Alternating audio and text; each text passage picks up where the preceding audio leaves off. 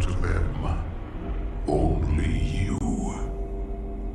Rip and tear until it is done.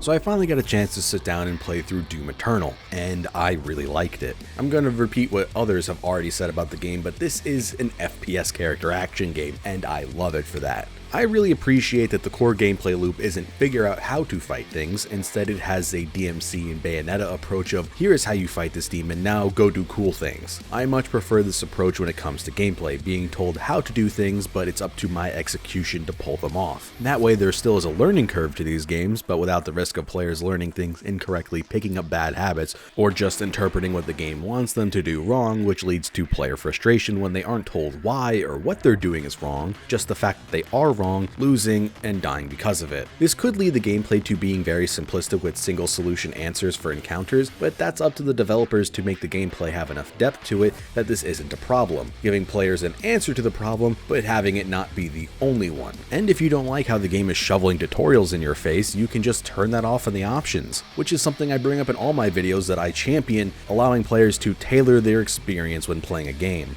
This game has no shortage of options, maybe a little too much at first to the point it's overwhelming, but honestly this is a great issue to have. Instead of piecemealing you things throughout the game, you get a hefty amount of upgrades, weapons, and abilities at the start. I don't think this game would be nearly as fun if you didn't get things like the double dash in the second mission. The game also doesn't have these abilities on super long cooldowns like this would have been the case in other games. Instead of gating players from doing cool shit with overpowered abilities, they let you run wild and scale everything around you to compensate for the fact that you're a walking death machine. The fact that you can upgrade these abilities to make them even better and on even shorter cooldowns is insane to me. Very few games I could think of that make you feel this overpowered and keep the gameplay engaging. Most games would still have some way to put a cap on your power, but this game doesn't even try to put a limiter on you. All the guns you have access to are incredibly varied and fun to use. While editing this video, they even updated one of the weapon mods that I found really lacking, showing that the devs are willing to take constructive criticism and willing to post-release improve their game without having it locked behind DLC. One of the things that really helps sell the impact and crunchiness of these guns is the immaculate sound design of this game.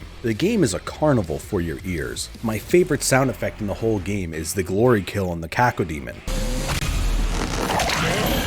With the crunchiness and sound design of these guns, it prevents combat encounters from getting super stale because as the game keeps scaling around you to compensate with how overpowered you become, the hordes you fight get bigger and bigger. Each time you think you're about to be done, you go, oh, there's even more enemies to fight. If this was a lesser game where the guns didn't feel nearly as good and satisfying to use, then a lot of these combat encounters, especially on higher difficulties, would feel like a chore to do. I know there was a lot of contention about the ammo count when the game first came out, but I enjoy the fact that the game pushes you to use your entire arsenal, and there is almost always a basic zombie to chainsaw to restock. If you didn't read the message early about how your chainsaw always restocks on one single use for basic enemies for ammo, this is a key element of the gameplay loop, and if you don't understand that, you're not going to be having a fun time. I could count on one hand the amount of times where there was nothing for me to chainsaw and I was stuck with literal zero ammo, but that seemed more like a bug than a flaw in the game design because after dying, which did suck, in said scenarios on the second attempt, there were respawning zombies to chainsaw.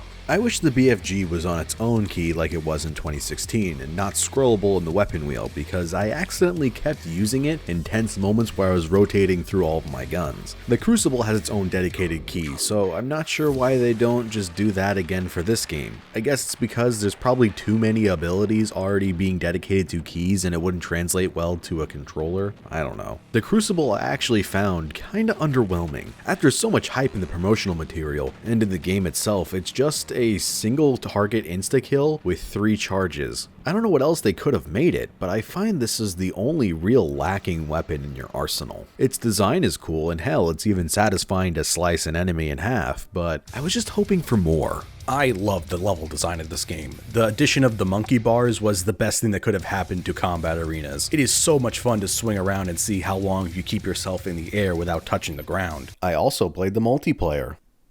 It's a thing that exists.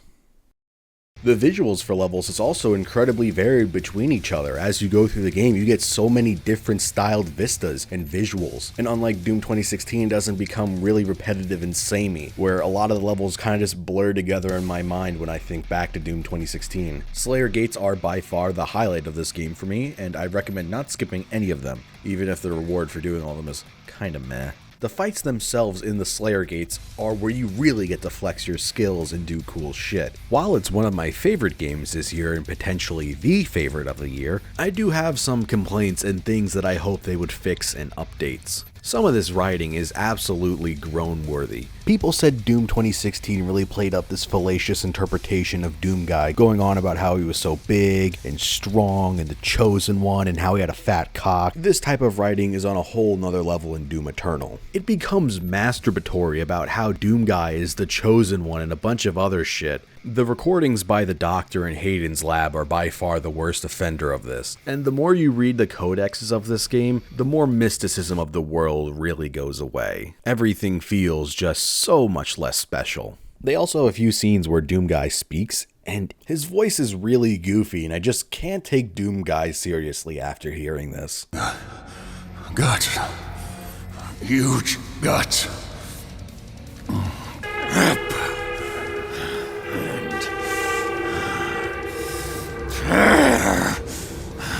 Thankfully, there's only a few of them, but those purple slime areas that impede your movement feel so out of place in this game. I really don't understand the point of them. Why have sections of a game all about mobility to stop and shut down all of your movement options, making you trudge through these purple slime pools? There's one arena where it's just there and it's kind of like you have to play as if the floor is lava, and that one makes sense because it's a challenge in place for the arena, but some of them you're just walking through and then a tentacle will pop up and you have to shoot it or else it whacks you and deals like 20 damage. These areas suck. My biggest issue with the game is something that is easily fixable and I hope gets changed in a later patch. The screen is way too red when your health is critically low. The vignette is so overbearing, I wish there was a way to turn it off in the settings. I played on ultra violence, and then in some of the later stages of the game, there are so many enemies shooting projectiles that your health can fluctuate on a dime, that your screen is bombarded with so much shit and it becomes unintelligible to what you're looking at. The last 3 missions I had to keep taking huge breaks after them because they were giving me serious migraines from all the flashing lights. I can't imagine anybody with epilepsy playing some of these levels. You have an HP bar on your HUD, so what's the point of having a vignette on your screen? FPS has adopted these once they moved away from health packs to regenerating health. Since I was busy working on other videos when the game first came out and didn't have time to play it at all, there seemed to be such a divide on the Marauder. After hearing but not seeing so much hate and love for him, it really warped my expectations of what the fights were gonna be like. I thought this was gonna be some insane one-on-one duel requiring you to utilize every skill you had learned up until then, but in reality, he was somewhat underwhelming and I really don't get where all the hate came from. He's a pretty straightforward fight. I wish some of the fights were in different arenas similar to the first encounter, since one of them is on a line bridge and the other one was in this room with stairs that I ended up running into some collision bugs, being clipped into the ground and trapped and had to die to restart.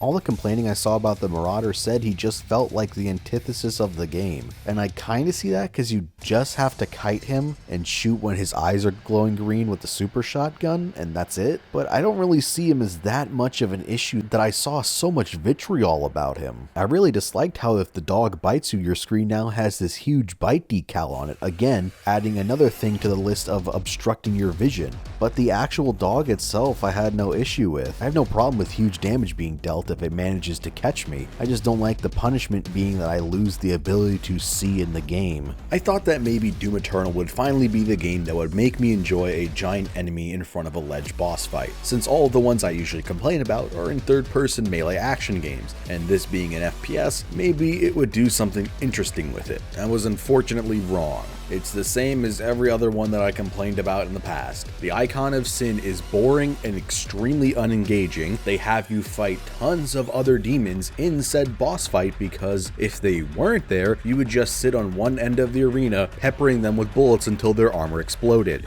I think this is such an anticlimactic way to end a game that was really hyped for most of it.